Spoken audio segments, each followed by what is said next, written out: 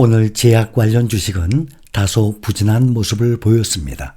미국 대형 제약사 암젠이 개발 중인 비만 치료제 효과가 경쟁사들의 시판 제품보다 뛰어난 것으로 나타났습니다. 그러나 효과 정도가 시장 기대에 못 미쳐서 주가는 하락했습니다. 체중 감량 데이터가 월가의 기대에 미치지 못하면서 주가가 일시적으로 12%까지 폭락을 했지만 장 마감 무렵 낙폭을 줄여서 약 4.8% 하락을 하면서 다우지수 30개 종목들 중에서 하락폭이 가장 컸고 나이키가 두 번째로 2%대 이상 하락을 했습니다. 그러나 아마존, 마이크로소프트, 월마트, 3M 등이 크게 오르면서 다우지수 오늘 또 사상 최고치를 갈아치웠습니다. 시장은 트럼프 당선인의 관세의 경계감을 내비쳤습니다. 어제 트럼프 당선인은 자신의 사회관계망 서비스 트루스 소셜을 통해서 내년 1월 20일 취임 첫날 중국에 10%의 추가 관세, 멕시코와 캐나다에 각각 25%의 관세를 부과하겠다고 밝혔습니다. 트럼프 당선인은 해당 관세가 펜타닐 등 마약과 불법 외국인들의 미국 침략이 중단될 때까지 유효할 것이라고 강조하기도 했습니다. 3대 지수는 트럼프 관세의 영향에서 비껴나갔지만 개별 종목은 영향을 받았습니다. 멕시코의 제조 공장을 보유한 자동차 제조업체와 주류 업체들이 영향을 받았습니다. 캐나다와 멕시코 등의 공장을 보유하고 있어서 관세에 취약할 수 있는 GM 오늘 9% 하락, 포드 2.63% 하락, 스텔란티스는 5.5% 하락 등의 완성차 주가가 일제히 크게 떨어졌습니다. 멕시코에서 공장을 운영하는 완성차 업체 중에 지난해 매출액 1, 2, 3위가 모두 미국계 브랜드였습니다. GM이 지난해 280억 달러, 스텔란티스가 멕시코에서 220억 달러, 포드가 160억 달러의 매출을 올렸습니다. 시장은 월가 출신 재무장관 후보자 스콧 베센트에 대한 기대감 속에 트럼프 당선인의 관세 위협, FOMC 의사록 등을 주목을 했습니다. 월가 베테랑 투자자로 꼽히는 베센트는 시장에 대한 이해도가 높아서 안정적인 인물로 통하고 있습니다. 월가 투자자들 사이에서는 베센트가 주식시장에 대한 높은 이해도를 바탕으로 협조적인 정책 구상과 트럼프의 보호무역주의에는 온건하고 점진적인 모습을 보일 것이라는 기대가 나오고 있습니다. 오후 2시에는 11월 FOMC 의사록도 공개됐습니다. 오늘 발표된 11월 연방준비제도의 FOMC 의사록이 발표됐지만 시장에는 큰 영향은 미치지 않았습니다. FOMC 의사록은 참석 연준 위원들은 지표가 예상대로 나오고 인플레이션이 지속적으로 2%로 둔화되고 경제가 완전 고용에 가까운 상태를 유지한다면 시간이 지남에 따라서 점진적으로 중립적인 정책 입장으로 나아가는 게 적절하다 하고 예상했다고 밝혔어요. 최근에 제롬 파월 연준 의장을 비롯해서 연준 이사들이 금리 인하 속도 조절을 시사한 것과 그 결을 같이 하고 있는 내용들이었습니다.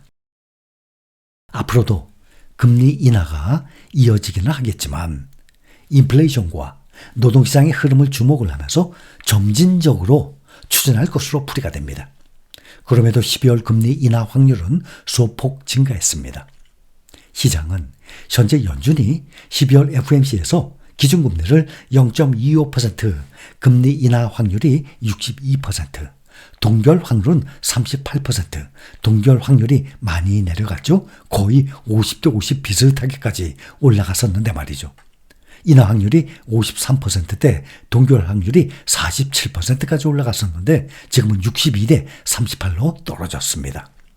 다만 내년에는 페드가 지난 9월 점도표에서 예고한 0.25%씩 4번 금리 인하가 아니라 한 번이 덜 떨어지는 3회 인하가 이루어질 것으로 시장은 예상하고 있습니다. 전문가들은 향후 인플레이션 동향과 노동시장 상황이 연준의 금리 정책에 중요한 변수가 될 것이라고 전망을 하고 있습니다. 특히 오늘 발표되는 10월 개인 소비 지출 PC 물가지수 발표를 앞두고 투자자들의 관심이 집중되고 있습니다. 오늘 미국 S&P 500 지수 내년에 6,600선 이상으로 치솟을 것이라는 전망이 또 나왔습니다. 뱅크 오브 아메리카가 미국 주식 전략 총괄은 오늘 S&P 500의 내년 목표치를 6,666을 제시하면서 오늘 현재 6,021입니다. 6,021보다 약 11% 상승 여력이 있다고 내다봤습니다.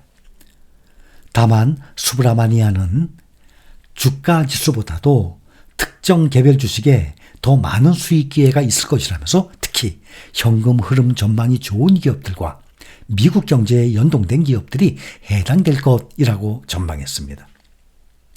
트럼프 당선인은 초강경 관세 카드를 취임도 하기 전에 꺼내 들었습니다. 캐나다와 멕시코, 중국이 불법 이민과 마약 문제를 해결하지 않으면 추가 관세를 부과하겠다고 공언을 하면서 관세 전쟁의 서막을 열었습니다. 이는 선거 유세 기간 공약을 한 최대 20%의 보편적 관세와 중국에 대한 60% 관세 부과 카드와는 별개입니다. 경제 이외의 문제도 관세와 연결해서 적극적으로 활용을 하겠다고 시사한 것입니다.